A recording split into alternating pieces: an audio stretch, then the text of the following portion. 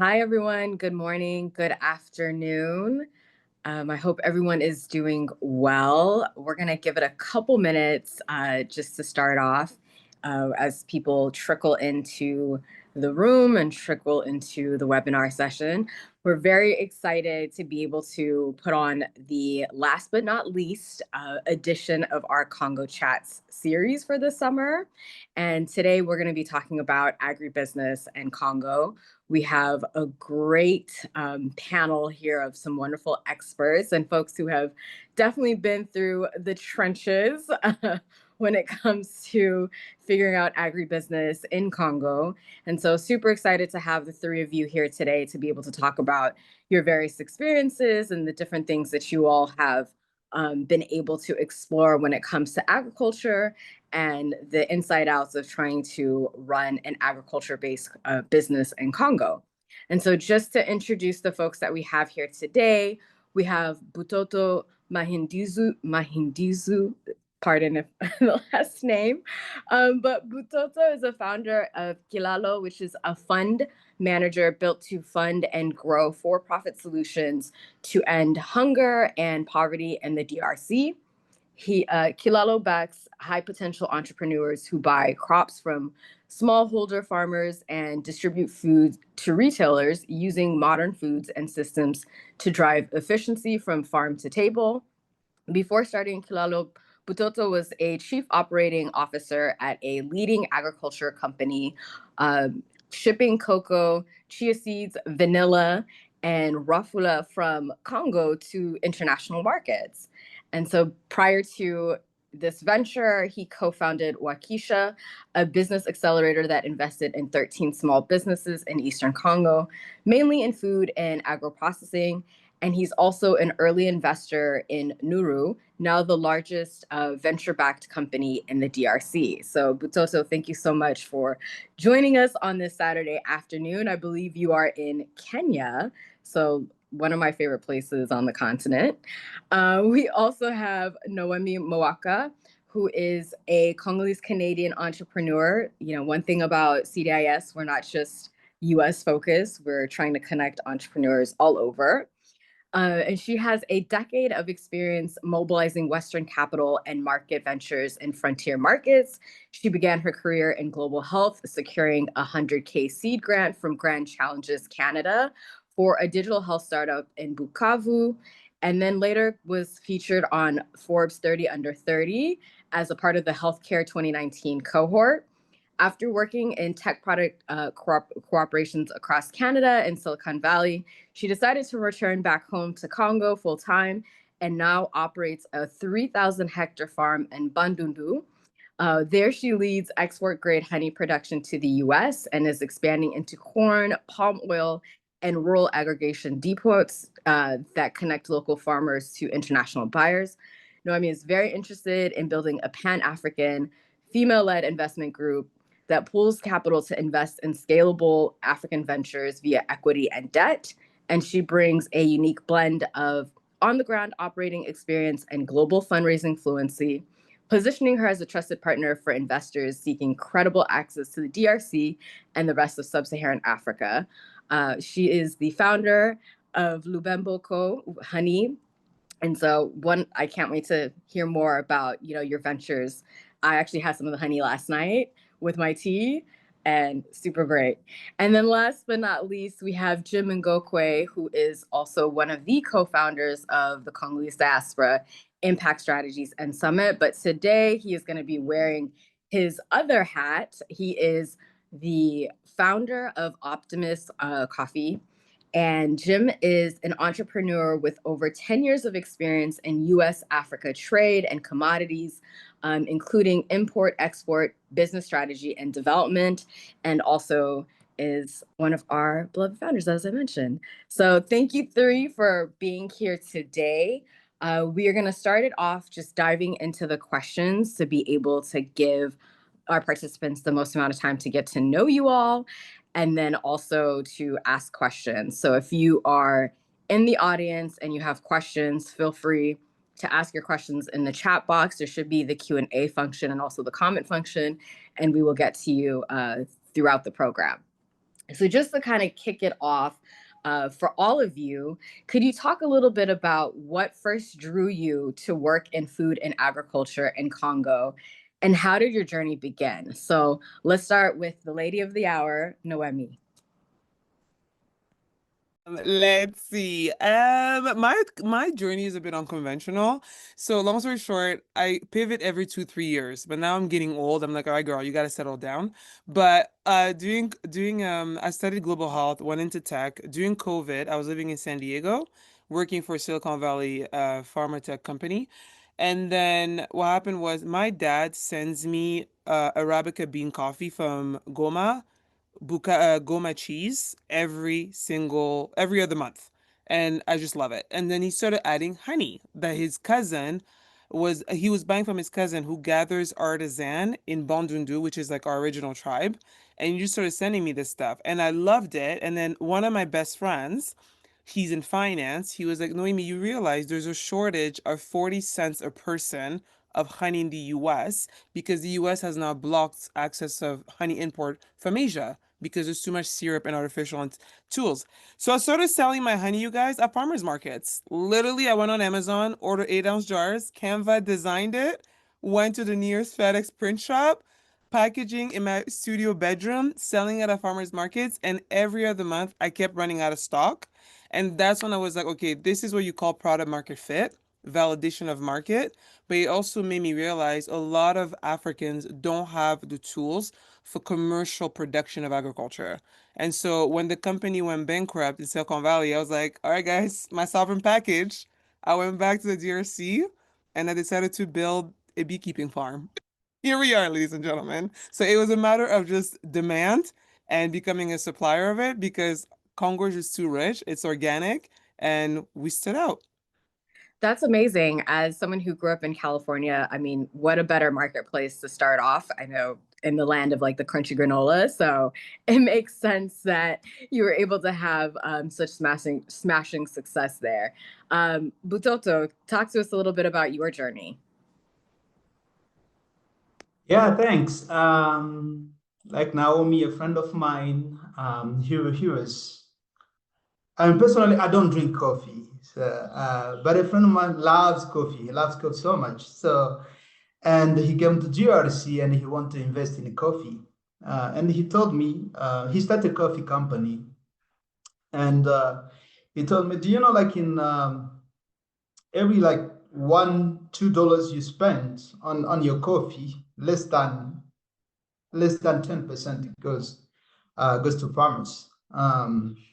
And that story was very compelling because he said you want to keep the value of coffee in the GRC. And so he pitched me about his business. After 2, 3 years, I invested in his business, and that's how I got into farming.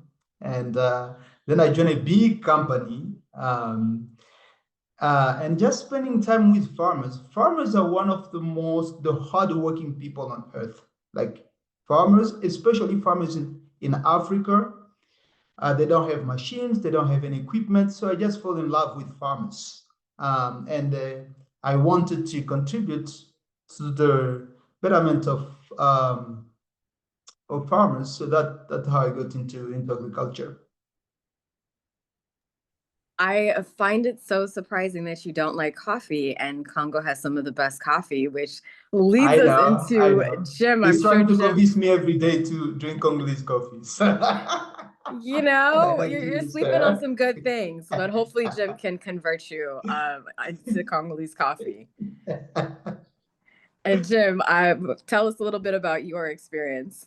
Absolutely. And interestingly, like Butoto, at first I didn't drink coffee, but when I got into the business, I got into it. And now, on my second cup of the day, I don't drink coffee after two, but I'm definitely a coffee drinker now. And but it happened after I got into the business, full transparency. But how I got into agriculture is, being here, I live in America, I live in Philadelphia, corporate America, was good, went to school, decent job and things like this. But I always felt like a sense of, frankly, responsibility or a duty to do something that contributed to Congo's development. And my sense was that business was the right way to go. I think when people think about Africa, they think about aid and NGOs and things like that. And I think, their track record is up for debate, but I feel like business, because it's so black and white, and there's really not much room to lie about its impact. I feel like business was the way to go. So I was looking for ways to do business in Africa and Congo specifically. So I went to Congo with the African Chamber of Commerce, did a trade mission, and basically studied the opportunities. I was in Kinshasa and Matadi and other places, and the feedback was the real opportunities for transformation in DRC are energy and agriculture. And everybody talked about mining, which is an important sector for the country's economy, but energy and agriculture are really the sectors that can have the biggest impact. And that's really what made me want to get into agriculture. And frankly, I stumbled into coffee. Previous partner in a previous organization, was into coffee, but it could have been cacao, it could have been tea, frankly. But I just wanted to get a foothold into an agricultural product in Congo that we produce, that's of good quality, and that is local demand for, international demand for. And coffee, was the first thing that I stumbled upon, and it worked out really well because, again, Congo, it's Africa's second largest country. Like, we really have the potential to be one of Africa's biggest producers. Like right now, Uganda is actually, I think last week was recognized the number one exporter of coffee. Congo definitely has the tools to be number one. So I think as long as we're able to get organized, increase local consumption and understanding, and do a better job, marketing our country and our products, we'll be in better shape. So that's kind of how I got into it. I knew agriculture was an important way to kind of fulfill the mission of being somebody that contributes to development in Congo. Well, that's awesome to hear, and it's great to see, more Congolese coffee coming to the U.S. market. As we know, Kenya and some other places in Africa have already kind of penetrated. And so I think the three of you are just a few examples of ways in which we're trying to diversify Congo's opportunity. We know most people kind of talk about mining and resources, but agriculture, I will say, is one of the most overlooked resources that Congo has. And with that, you all are operating in different areas and different industries within Congo. So let's kind of talk about what most people really want to know, which is, what are some of your biggest challenges when it comes to your operations in the various regions where you all are established in Congo? And can you talk to us a little bit about, what it was like when you were setting up your various entities, from like the infrastructure, finances, logistics, and otherwise? I know, Noemi, you have kind of this interesting experience between being Canadian, having done work in the US, now you're in Congo. Jim, you've been primarily in the US and now kind of doing this work in Congo, and Butoto, for the most part, you've been on the continent. So let's start with Butoto. Talk to us a little bit about some of the challenges that you have experienced. Yeah, I think dealing with farmers, you are in like rural areas. One of the biggest problems actually is infrastructure, logistic, getting product from one to B. That's a very, very big challenge. So the last mile in logistic is just, the cost is very high. But like, since we speak among Congolese, I think the other problem in our country, just to find like trustworthy people. I'm being very transparent with this. It's just very hard to find people who maintain the quality of the products, who will, who are dealing with your business as their own, right? And you spend a lot of time training people. You spend a lot of time in the visioning and the value, actually, rather than in building your own business. So those are like the main two challenges that I faced personally. I know there are so many challenges, but those two, yeah. Thank you for that. Trust is a very hard issue to navigate when it comes to Congo, and I'm sure Jim and Noemi also have their own experiences with that. Noemi, talk to us a little bit. What was it like when you decided that you were going to move, your honey company and go back to Congo? And what are some of those challenges from selling at the farmers market in San Diego to now being locally?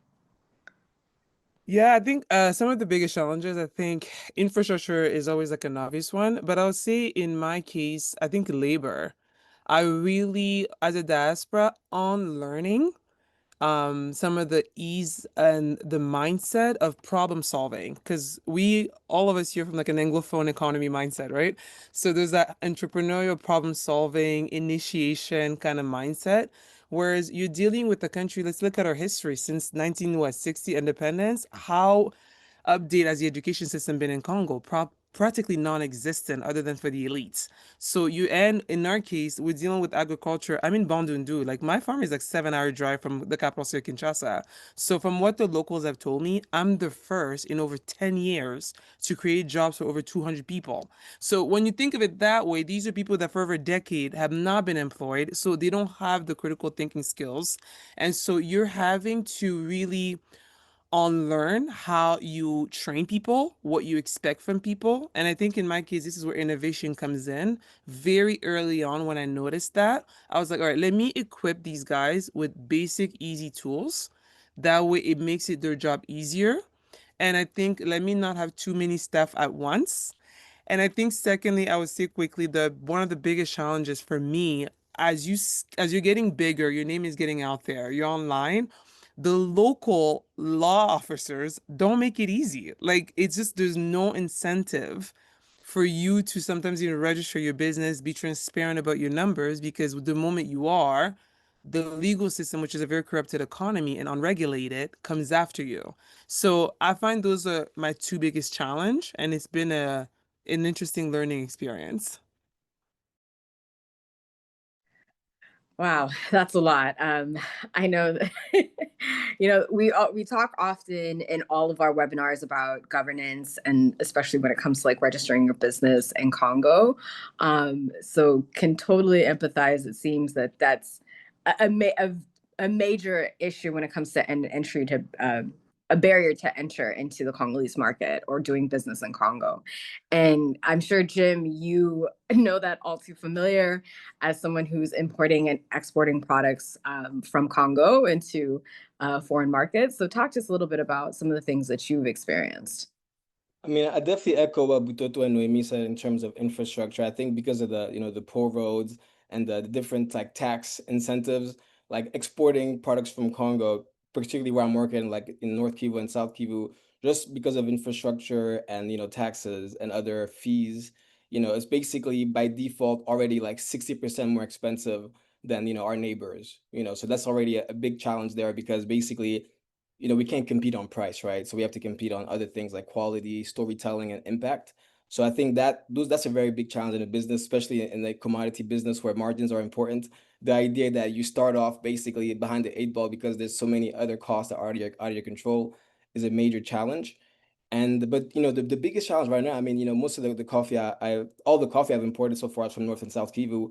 And those regions, as we know, is literally, it's under control by a armed rebel and foreign army, right? So I think it's another layer of complexity to say the least. And I feel like complexity is frankly it's not the right word, but if we're talking about strictly business, it just adds another layer of, how do you operate around that? I mean, what 7,000 people have died since January. Again, thankfully the people I work with, everybody has been safe, but they had to flee temporarily and come back and basically navigate a system where, you still have to work and live, but you're basically answering to different authority now. And from an export standpoint, we used to go through Goma, but now we're going to go through Beni. So that's another layer, another cost associated because of the current situation there. So I think working in the North and South Kivu, beyond the issues with taxes, infrastructure, they're just dealing with the military situation, security situation. And also, as I'm looking at coffee opportunities in Kasai and Congo Central, while maybe the conflict may not be there, the infrastructure is still a major challenge. For example, for Kasai, like until a certain road is built, that there doesn't make business sense to really that there's no business opportunity for export because the infrastructure is going to be way too expensive. You literally have to travel like long distances on a motorbike. How do you carry 20 tons of coffee? How many back and forth, right? And I think in Congo Central in the west, because the Atlantic Ocean is right there, I think there may be more opportunities for the export market. But even then, getting from the farm, is still a challenge. So I think the infrastructure and frankly the tax system, I do hope that eventually there'll be systems in place and policy in place to really encourage entrepreneurs and investing because it's very hard for the average person that wants to do business in Congo to do that because of all the extra costs and taxes. without even talking about, labor and, always consistently upskilling your team.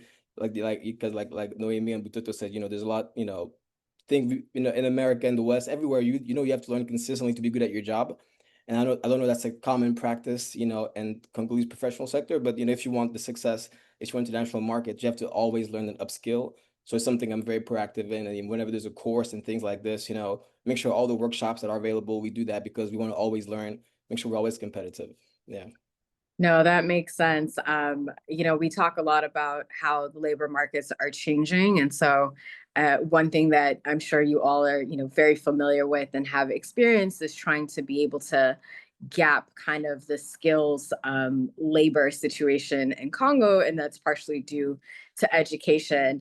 Uh, and with that, just kind of wanted to talk to Butoto and Noemi, since you all have been operating a little bit more locally in Congo and your products, are sourced in Congo. Well, all of your products are sourced from Congo, but wanted to know from the work that you all have been doing, do you see a growing appetite for your products to actually be consumed within Congo? I know coffee, we're not as much of a coffee culture, but we do drink tea. So that is an opportunity for, honey consumption. And I know, Butoto, a lot of your work has been around ending hunger and alleviating poverty, food-based poverty in Congo. So talk to me a little bit about what moving kind of like local market for actual Congolese consumed goods looks like. Yeah, thanks. I always say that I'm in food supply chain, and this is the reason. This is why. If you think about it, there are about 100, maybe 100 million plates served in Congo every day, right? And and you have 64, maybe 60, about 64% of people who are in agriculture, but can't eat 3 times per day, right? Comparing to the States, where you have 2% of people who are in agriculture, but they feed the nation and they export food. So as a result, DRC, we import about more than $3 billion worth of food every year. So we are dragging money from our people and put it outside, the money that could stay on the ground here in Congo. Right? And that's where I always say that was the diaspora. That I think for me that, like Jimo was saying, there's mining in Congo. It's so great for the economy. There are a lot of opportunities in Congo, but unless we succeed, or unless we solve anger issue, there won't be anything in DRC. There will be war, there will be poverty, because people fight for what? People fight for food, right? People fight for food. And what is good about agriculture is you don't need a lot of money. You don't need a lot of upfront capital to do something that can be very, very impactful in people's life. So I believe there's a huge, huge market in the DRC. First, because of the population. Second, because people are spending right now, they're spending $3 billion every year to buy food, right? And this value is captured in the vast majority by non-Congolese. I have nothing against non-Congolese, but we can do a lot of good things there. So right now, I'm working with a friend of mine just to expand local consumption of coffee in the DRC. And we're gonna franchise. We'll go to franchise, give business to, to everybody, everyday Congolese, and bring coffee to people, right? Because in my opinion, people don't drink, for instance, people don't drink coffee. Maybe I'm a little bit, I'm a little bit biased here, but in my assumption is people don't drink coffee because they don't have access to coffee, good quality coffee, right? And in order to have good quality coffee, you have to build this business that bring that coffee. And for business to bring that business need to have capital. And for me, that's what I think aid should come in.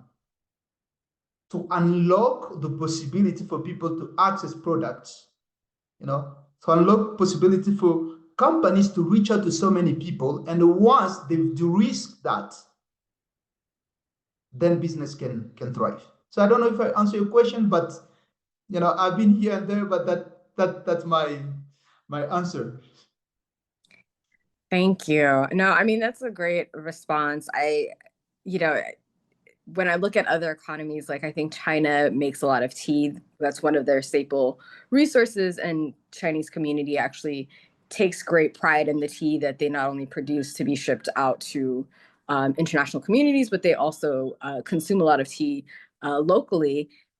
It's going to take work, right, for Congolese products to also be respected by local communities, because I think that is something that I often find when I am on the ground, when I am back home, is that people will direct me to, here's like the European product, or here are the products that are really expensive that are being imported from the US. And we have so much arable land that we could do more to promote the local consumption of goods that are made in Congo. Noemi, you've done a lot just in terms of, branding and really like working on your product.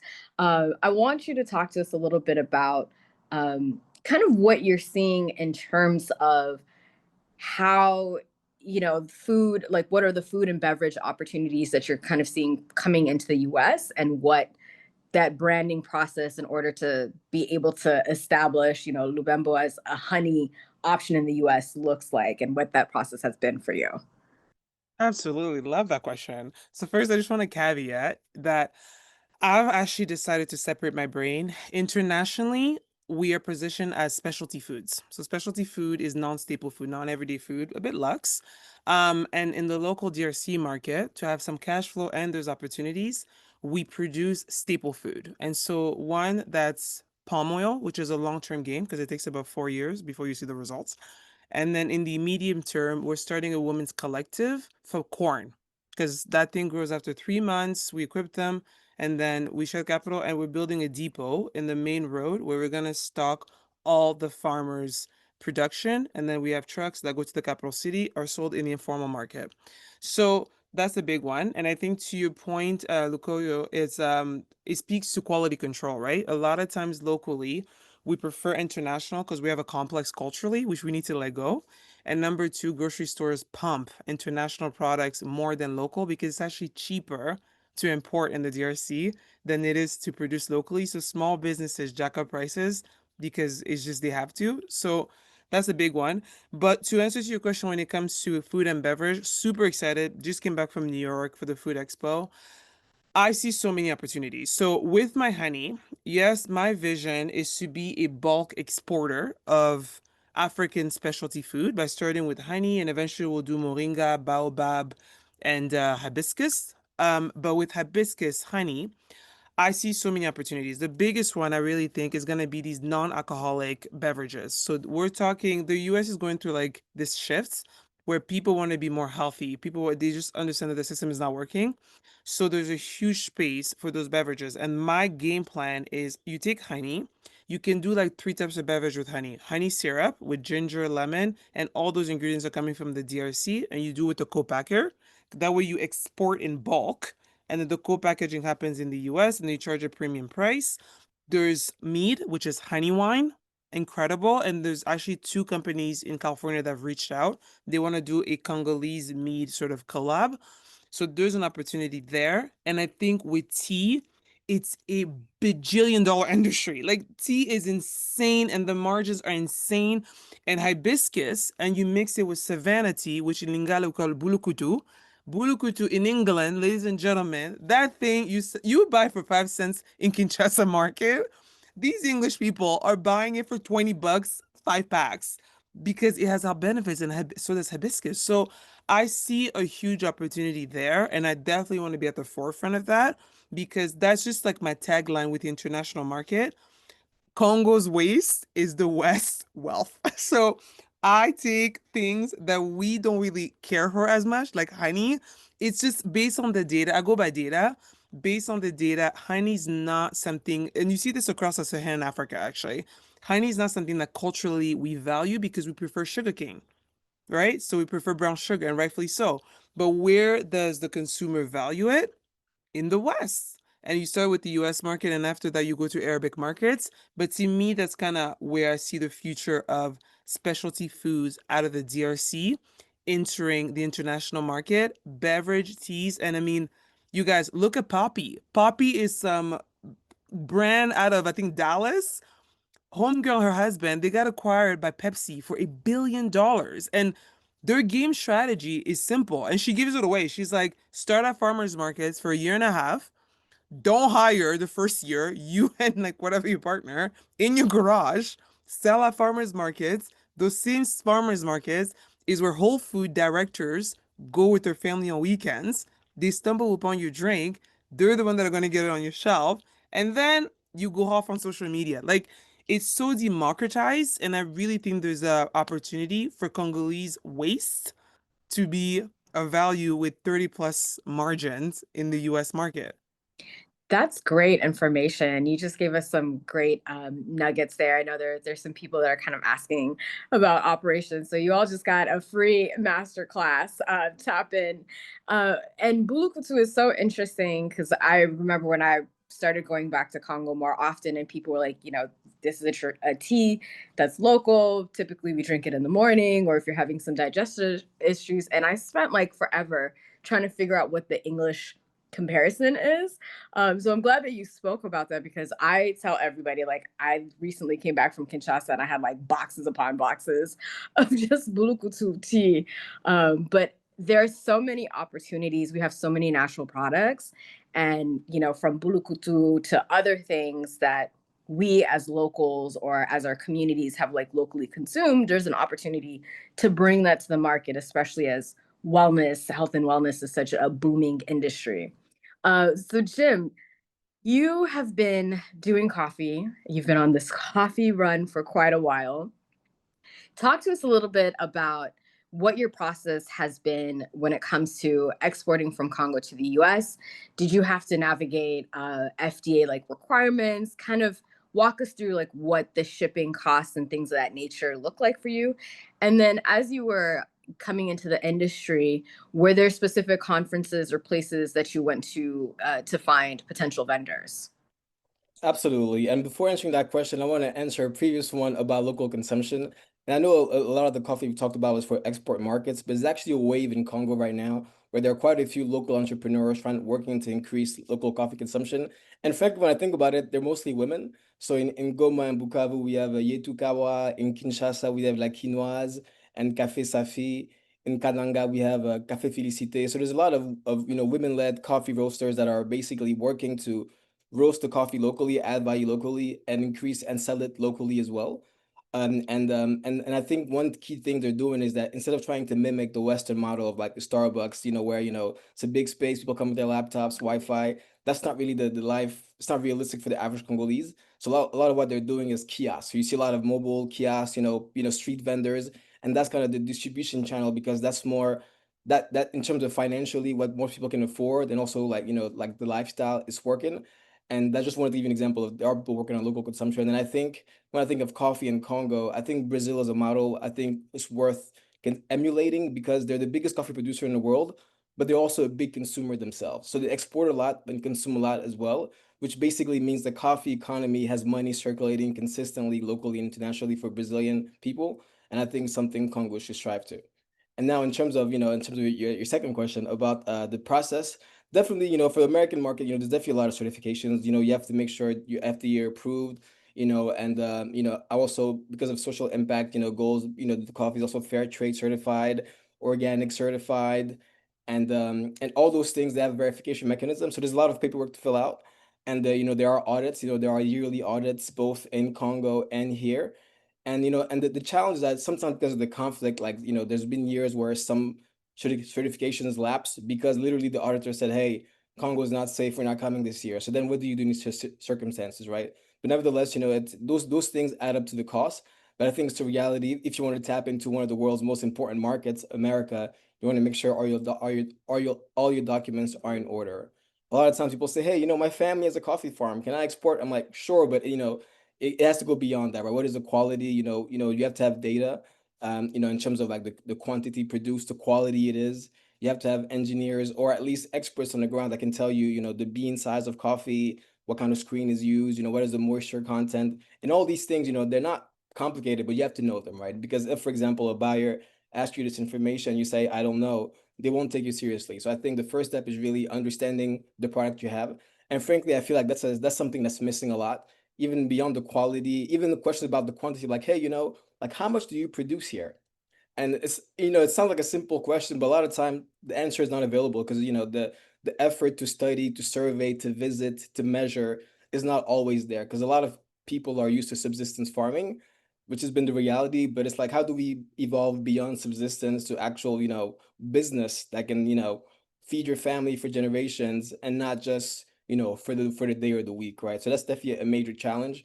But you need all that information to be able to access an international market like America. So it's expensive. And I mentioned earlier the logistics costs, where the coffee comes from, in the North and South Kivu, because there's no way to go from Goma to Kinshasa in a reasonable amount of time. You basically have to go through our neighbors, right? So we used to go through Rwanda and then the port of Tanzania or the port of Mombasa in Kenya.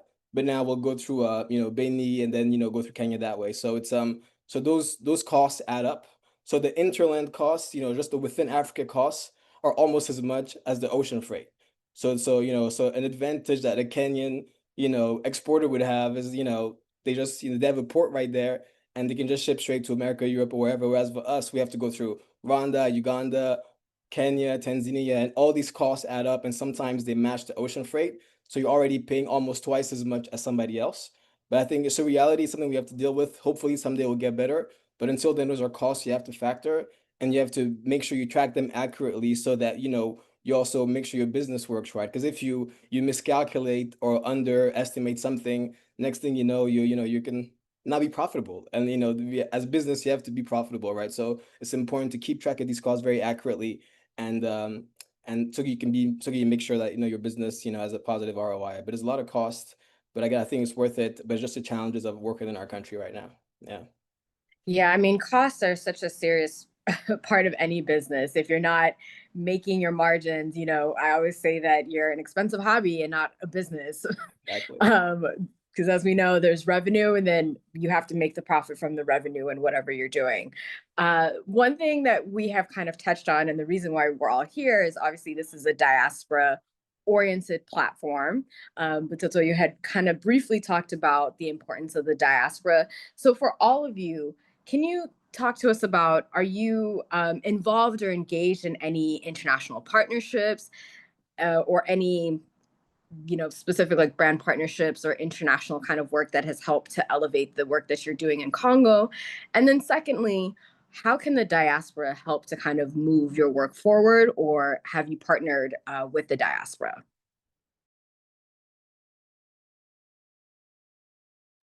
No, I feel like you might. Go ahead. Because you can go after. I think one, in terms of the international partnerships, you guys, I feel like, I don't know, maybe it's my branding, my storytelling. I often feel like I attract more other cultures.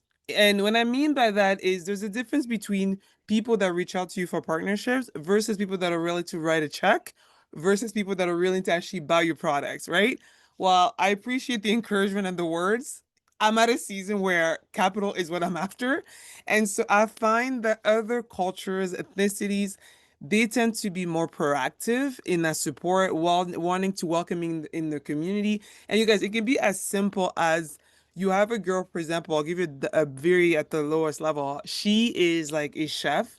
She started like a wellness community in Sacramento or something. And so she literally reached out to me in my DM. She's like, I love your story. I love what you stand for. We're gonna go ahead and order 400 jars. And because we have these like dinners that we host, so she does this like it's a new model of like farm to table for her family farm in San Francisco. She's like, we want your honey. Such a cool story. And I was like, oh my God, that's so kind. And I gave her like a 10% off. And then because I know her network, it's gonna generate more. So I don't mind giving her 10% off. So that's one, but I'm open and I want to be part of sort of the more African diaspora network, which is point number two. I think the diaspora, one thing the diaspora, I think we have such an opportunity. And by the way, those of you who don't follow me on YouTube, I have these like diaspora series that I do on my YouTube Shorts and TikTok. Please follow. But one thing I really am pushing for now, I think the future of the global economy is going to be the diaspora network. Hear me out, guys. I have this like bongo theory, but like it's a thing because the Western economy, people are realizing that it's not enough anymore. So there is this push to really desire to do business in the continent, and continent is home, whether we like it or not. There's a tie there. So I think the diaspora has an opportunity in terms of a network. And what does that look like? It's literally, we see it in every culture. The Jewish people do it at the synagogue, the Indians do it at the mosque. Like, it's a network of people that come from different positions of leverage, different position of skill sets, and have skin in the game, and together they're able to circulate money, circulate ideas, invest in each other, and you guys, that's how you build wealth. So I think for me, the diaspora has that opportunity.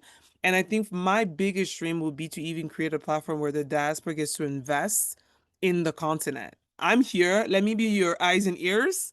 You use your capital to put money in SMEs that really could use that $2,000, $3,000 and give you a return. So I think that's where I see the diaspora in those two segments. And I have hope.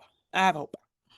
I love that. And shameless plug, we've announced our 5th annual Congolese Diaspora Impact Summit, which is going to be happening in September. So we are potentially going to have some samples from Noemi's company. So definitely stay tuned for that. We're very excited to be able to expand, your market base and bring the honey that we love and that we've been able to try to some of our folks as well. So I'm going to give Butoto an opportunity to kind of also answer, because you had talked about the diaspora and the power of the diaspora. So talk to us a little bit more. I love the diaspora. I love so much Congolese diaspora that what Naomi was saying is so true. I mean, the future of investment is in Africa. And it's so sad. It makes me sad sometimes because we are not seeing things this way. We're not seeing things this way. But I want to remind us that beside coffee, Congo has cocoa too. Congo has vanilla. Congo has chia. Congo has raffia. Congo has cotton, right? All these like crop products that can give people a lot of money. In terms of how you can do risk this as a member of diaspora, maybe first be a trader. Reach out to Jim. Say, hey Jim, how can I be in cocoa? How can I be in coffee, right? So I mean, diaspora can first open doors. These businesses, I can say, they're not hard to do. Like, it's not hard to do. They just need, farmers don't have connections that you guys have, right? And I think diaspora can catalyze that, can leverage on that. Open doors. Hey, I know this guy selling honey from Congo. Do you want to buy from them, right? I know Jim is selling cocoa from DRC. I know Bututu is selling cocoa from DRC. And thank you, Jim, for reaching out to me. I hope that very soon we'll be able to send a container of cocoa to you. That's what we want. People who can open doors, right? Second, investment. As I said, I love investment. I believe two things. First is, in Congo, we don't have, it's not about, first, let's say, for instance, coffee consumption. It's my belief that it's not a problem of local consumption, it's a problem of accessibility, right? People don't have access to certain things, they don't know about it, so they can't ask for it. And you can test this. If you come to GRC, you say, hey, cappuccino, you say Americano, people will say, what is this? What the hell is this, right? Because people don't know about this. Diaspora can do that. Secondly is, currently I'm raising 300K funds, right? We need people. I'm gonna raise this money. I'm in the process and I'm raising it from people who are not Congolese, right? I'm gonna raise this money. I'm gonna invest in 4 agri-entrepreneurs, and I don't see diaspora there. So if you want to invest, this is an opportunity to invest. I can send you the teaser. I can send you everything. You can look at what I'm thinking. I've done this before. I've met, as I said, we invested. I'm the earliest investors of Nuru, which now has raised like 60 million, the diaspora can invest. You don't have to be on the ground to make money in the GRC. Reach out to Naomi. She has a great business about this. It's not a lot of money. Reach out to her and invest people like Naomi. And thirdly, the opportunity.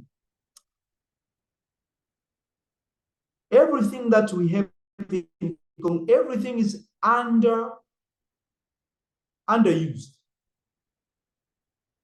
We have underused resources that need to be used. And the people who can use that, diaspora is well positioned because you guys can go to the villages that, like expats don't want to go there, right? They don't want to go. You can build places where nobody else can be, right? And so that's what I would say. Thank you for that. Jim, can you talk a little bit about the diaspora and how, the diaspora can be helpful in expanding your coffee business? I think it comes down to the networking, right? Like information sharing and meeting people, whether it's CDIS, shameless plug. But frankly, a lot of the, in my coffee, actually, I got into coffee indirectly through another member of the diaspora, not even Congolese, who was Nigerian. But through that network, I met a lot of like my early friends in the entrepreneurship space, whether it was ideas, access to funding, or recommendation for things how to improve. A lot of them were other Africans, not Congolese, but Nigerians, Ethiopians. So I think as we think diaspora, it's also good to think beyond just Congo. I know Congolese, we love our country, we're patriots, but the world is big and there's other resources out there as well. So I think definitely I'd recommend tap into networks because you'll learn something new, information sharing. For example, I learned from both Nomi and Bututo just in our 45-minute conversation, right? So I think it's important to be proactive about meeting people and learning because you'll learn tips. You probably meet people, whether it's to access to funding, potential customers. So I say diaspora is really about the network. Know who's doing what they're interested in, and how you can collaborate. So I think the biggest thing is be intentional and proactive about meeting people and learning, and figure out how you can help. Don't just join networking communities to take. What can you give? Because everybody has something to give, whether it's information, whether it's some are great at public speaking, some are great at data analysis. So whatever your skill is, there's somebody who could really benefit from it, and they could probably help you too. So I'd say it's I'd take it more a big picture, like being intentional about meeting people and learning from them. And I think just through that, over time, like you'll be able to connect the dots and be able to advance your business or your career. Even if you don't want to be an entrepreneur, I do recommend you to join like diaspora networks. Yeah. So we have about 10 minutes left, but before I open up questions to the audience, and for the audience members, feel free to use the webinar chat or the Q&A function. I actually happened to find something. It's kind of hard to find on my background, but a little shout out to the honey. So I actually had some of this last night with my bulukutu tea that I purchased, but we will definitely make sure to include your honey in the links as well for the follow-ups. So just moving to the audience, we do have a few questions that some of the audience members have put in here. Now, you all are operating primarily as Congo as like your origination market and doing various things in other spaces and places. Someone wants to know this question around how easy or difficult is it to handle different currencies across different locations? I mean, I can say in my case, if I answer this question, Congo is so dollarized. Everybody wants to get paid in dollars. Like, it's in dollars. When we talk about prices in dollars per kilo, it's not in franc congolais per kilo, it's dollars. So I think for Congo specifically, I guess I don't know if it makes it easier, but it's all dollars. I think maybe in other African countries that maybe have stronger currencies or monetary policy may be different, but for Congo, at least in my case, everything is so dollarized. People want to be paid in dollars and they bill you in dollars and the contracts are in dollars. So for that, currency has not been an issue for me because I'm mostly dealing in Congo and like America. And even when I'm talking to potential buyers in West Africa and Middle East, we're talking in dollars still. Yeah. I think I'll add a little caveat to that. Because exporting wise, yes, you're right. I'm only in dollars and that's what I do. But locally, when I sell in the informal market, especially agriculture goods, a lot of time it is in franc. One big mistake I made, one time I gathered an amount that's like almost like $4,000 worth, but in francs. I held it in my room, literally in my room for over a year. And in the year period, the franc went from like 27 or something to 20. It's now 28.50. So a piece of advice my dad gave me that I failed to listen: when you're selling in the informal market, which some of you may end up doing that because it's a very rich informal market, do me a favor, try to gather as much as the franc as possible and go get it changed to the Congolese in dollars as fast as you can. Or if you're investing in DRC and it's a lot of informal transaction, which is the majority of the economy, insist that the person on the ground every end of the day or every couple of days, they gather the franc, they change it in dollars. Try to not hold on to the franc for too long because it loses value very rapidly. That's great advice. Butoto, what about you? I mean, you're raising Yeah, I funds. mean, I think you have monetary instability everywhere in Africa. But I must say that, like, the big advantage of Congo is we can trade in dollar. That's a very big advantage that I've seen, right? And you can use it everywhere. Actually, dollar is used everywhere except in like some villages. But everyone want to have American dollar. And when you deal with your banks, I mean, you deal in dollar. So for me, I don't think if the currency is really a big issue in DRC, unless if the Congolese government says for now on we are done with US dollars, that I will then, that will be a different idea or different ways of how you deal with the currency. But currently, I don't think it's a big issue. Got you. I mean, that, and another tip, I mean, having spent time in Congo as well, it's been very interesting to see how the US dollar is like a informal but very formal currency in the country, and very specific about how US dollars are accepted. So for anyone who is going to Congo for the first time, these are all great tips just in terms of how to transact. We have just a few more minutes, and so I'm going to ask one last kind of closing question. I know that you all have already given us so much of your time today, which we're so grateful for. But just to kind of close it off, we've had so many wonderful conversations around, coffee, around honey, and other staple products that are happening or growing in Congo. I want to hear from you all. You all are innovators. You all are kind of in this space. What do you see as the biggest opportunity in terms of how we can maximize Congo's agriculture scene? And what is it that the Western market needs to know in terms of Congo's agriculture opportunity or potentiality?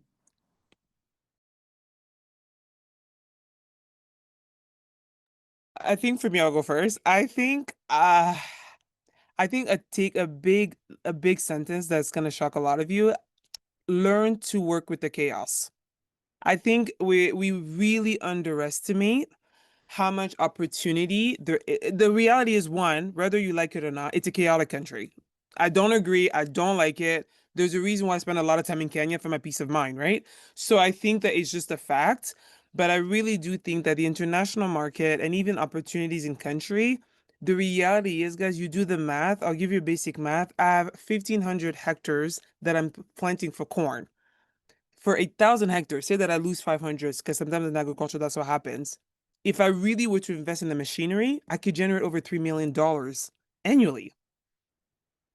Like, it's for you to make that kind of sale in the Western market would be so much harder. I'm not going to start with 1,000 hectares. I'm going to start with 10, but that just gives you an idea of the opportunities. And these are essential goods that corn is also very much needed in the West. But I think a lot of the diaspora members and who are Western, they fear so much of the informal sector. They fear so much about that they miss the opportunities. And sweetie, by the time it's all well construction like America, unless you're Jeff Bezos, it's hard to penetrate the business market. You're competing with a lot. So I think the diaspora should remove that fear and learn to structure the chaos. That's pretty much what it is. That's great advice. Jim, Butoto, feel free to jump in. I think look at the biggest agro companies in DRC. To whom do they belong? Not Congolese. Not Congolese. So they've seen something that we are not seeing. And the challenge is go there. There's opportunity in Congo. There's a quality. Everyone As I told you, I don't drink coffee, but everyone will try, like, let's say Kenyan coffee versus Eastern Congolese coffee. I mean, it's just day and night from what I heard. The quality is there. Secondly, is the cost of labor in GRC. We don't think about that very often, but the cost of labor, even if you pay people very well in Congo, the cost of labor is still very low, right? So you can make margin there. And third, there's access. We can access. It's not a country that is competing against land. There's land, right? As Naomi said, please, like, we are so afraid of informal, and people who are not Congolese, they see opportunities in the informal sector. But as a Congolese, people who can go to the village, we are not willing to go there because we say, like, I'm done. I left Congo, I'm done. Trust me, I started in Europe, I live in America. There's no place where you can make money than here, than in Africa, and in Congo in particular. There's no place. I can tell you about interest rate in Europe versus interest rate in Africa versus interest rate in America. Return on investment is just there now. The risk is very high, but like, no risk, like, no gain. So that's what I would say. The risk is high, but the return is higher. Love that. Yes. So thank you. Jim, close us off. I fully echo. I think, we got to be comfortable with ambiguity. Even though I mentioned data is important, some data is just not there. And, either you're going to move forward or you're not. And, sometimes moving forward without the data, there's risk. But like you mentioned, there's also high reward. So I think the key is to be comfortable with ambiguity. Don't wait for everything to be perfect before jumping in. And in terms of Congo specifically, we have more than 100 million people. And there's a reason, even outside of mining, why people keep trying to come to Congo. There's a big market. There's a lot of us. And so I think there's a lot of opportunities to, whether it's agriculture or other products, to just sell in Congo and be successful. Like Butoto mentioned, a lot of people that aren't Congolese are coming there, setting up grocery stores and other food and beverage businesses and succeeding at scale, right? So I think the opportunities are there. And just this morning, I was talking to my brother-in-law about Shikwang, because he's hearing my brother-in-law is from Ghana. He's like, I don't know much about Shikwang, but how do we, what are opportunities in Shikwang? Because, it's an opportunity. There's a lot of us that consume it. We want to eat it. But a lot of it is done, basically by somebody's auntie. Like, it's not really industrialized. So what would it look like if there were a few industrialized hubs of Shikwang manufacturing? Like, how many jobs could that create if you use the right machinery and kind of scale that? So I think just thinking of things that we consume, not even for the West or the East, but for ourselves. There's 100 million plus of us. We eat. We drink water. We drink. So I think we just have to. There's opportunities there. You just got to be comfortable with ambiguity.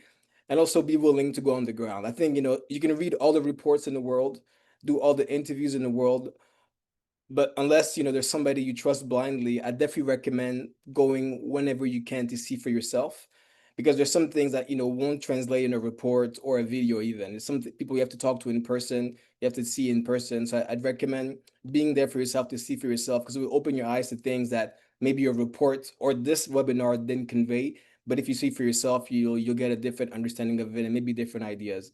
So I think be comfortable with ambiguity. Think about the Congolese market as a big one, because it is a big one. It's a lot of us. And yeah, whenever, if you can, go and see for yourself. And Congo is big, right? There's a lot of places you can go in Congo, not just Kinshasa, not just Lubumbashi. There's a lot of other places in Congo you can go and explore. And we all need to eat, we all need to drink, and and things of that nature. So Congo is a land of opportunities, but you gotta be willing to take the risk and be comfortable with chaos. Yeah. And on that note, I am Lukoho Kasoma, one of the co-founders of CDIS. Thank you so much, Butoto, Noemi, and Jim, for being able to participate in today's webinar. I know there's going to be a ton of hits on YouTube when we post this on YouTube. We really appreciate y'all's time. We're looking forward to being able to create more opportunities for dialogue with the diaspora, and for folks who are on this call live or on this webinar live, we are going to have the honey products, as I said, at our conference that's coming up in September. And then we will also share ways in which you can support Optimist traders. You can also support the work that Butoto is doing, and then find out ways in which you can purchase products directly that Noemi is bringing through Lubembo. So stay tuned for more. Again, thank you all for your time, and we hope that you all have a wonderful rest of the day and a great weekend. And we can't wait for the next opportunity. Hopefully the next time we will actually be in farms or on farms in Congo with you all. So stay tuned for announcements of our agriculture focused return to Congo. But the next edition is going to be based on mining. So with that, I will close it out and let everyone get to their day. Thank you again, and we will see you all soon.